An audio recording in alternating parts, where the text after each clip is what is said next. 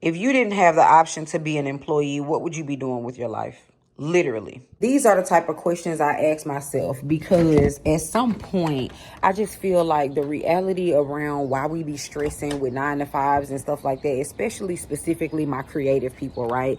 People who know, and I can't explain how you know what you know, but people who know exactly what it is that they should be doing, you know what I mean? People who know that they have a creative ability or that they have a creative skill or that they have something that they know that they can bring forth, right? Something that the Lord put on the inside of them that they can bring forth and make magic with, that they can bring forth and not even magic, like, right? I don't even want to be misconstrued or confusing about the messaging that in which what I'm saying, right? But you know that the Lord gave you a specific skill, and if you were to just hone in on that thing and focus on that thing the way that you have been focusing on showing up to a 9 to 5, showing up to a job, showing up for a friend, showing up for the club, showing up for whatever other habits that you have, if you were to just show up for that gift, what would actually happen in your life? I think the thing that we get very confused in this lifetime is that we forget that the Lord actually gave us the authority to move in such a way in our lives. And so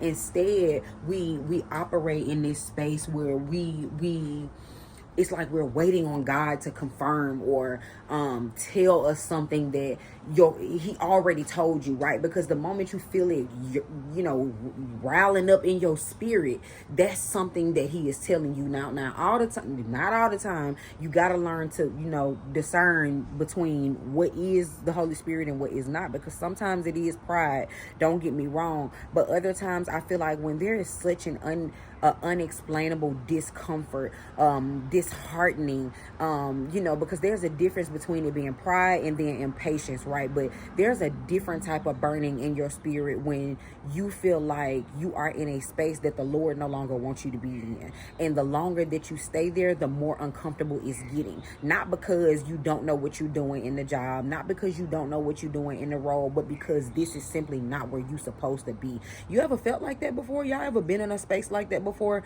where you feel like, I'm not supposed to be here? Like, this is not, I'm not supposed to be here. Like at this point, I don't feel the Holy Spirit in this realm because I'm not supposed to be here. And a lot of the times I think what happens is, out of fear, the Holy Spirit done already moved, done already left, done already went where he want us to be.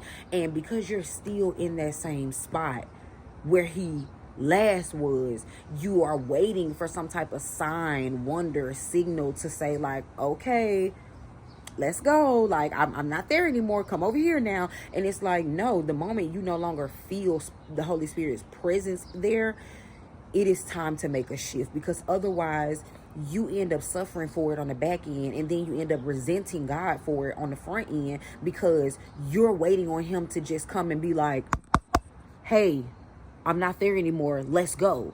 And it's not gonna happen. He's not coming to do that, right? The way that he lets you know that is you start feeling it in your spirit, you start feeling it in your heart. And the one thing that I know about when God is making a shift in my life, when it starts to shift my integrity, it's about, when it starts to shift your integrity about how you viewing the thing or how you showing up for the thing, it's about to change your heart.